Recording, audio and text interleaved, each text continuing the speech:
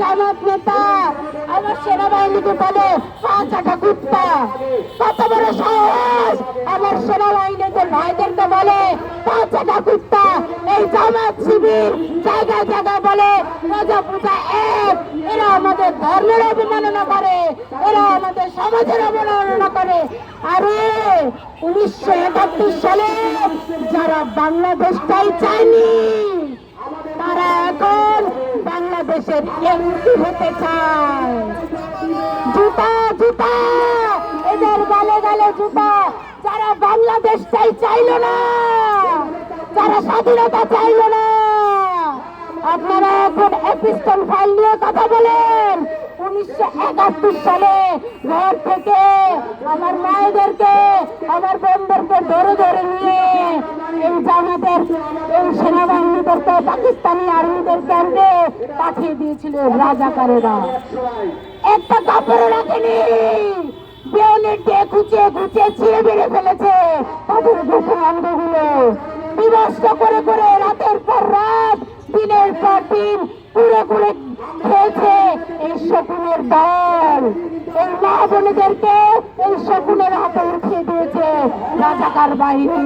সেই রাজাকার, সেই আলবদর, সেই আলসার এখন আবার পুনর্জীবিত হয়ে বলে স্বাধীনতার ঘোষক হচ্ছে অলি। তারা নাকি স্বাধীনতার ইতিহাস আমাদেরকে জানিয়ে দেবে। আরে তোদের স্বাধীনতার ইতিহাস তোদের কাছে জানতে হবে না।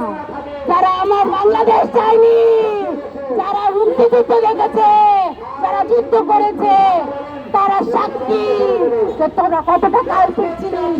2026 সালে এসে তোদের মুখে কিচ্ছু আটকায় না। এই জামাতের গালে গালে আমরা জুতা দিয়ে বাড়ি দে, এই শিবিরের গালে গালে জুতা দিয়ে বাড়ি দে।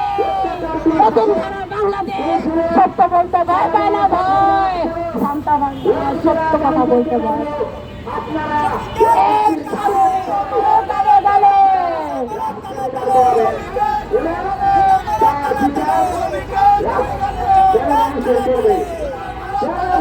এরা বলে গণভোট।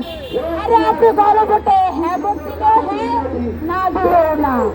আপনারা যদি এই ভোটে না ভোট দেন তাহলে এই ষড়যন্ত্রের কারণে এরা হ্যাঁ ভোট বানিয়ে দিবে।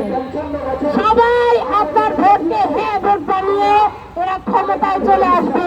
আমরা কি দেখিনি ডাকসুর নির্বাচন? আমরা দেখেছি ডাকসুর নির্বাচন, রাকসু সহ 5টা বিশ্ববিদ্যালয়ের নির্বাচনকে কিভাবে ষড়যন্ত্রের মাধ্যমে শিবিরকে ক্ষমতায় নিয়ে আসা হয়েছে আমরা সেটা দেখেছি। তোরাই আবার বলিস এই ডাকসু এই বিশ্ববিদ্যালয়ে একসময় বেশি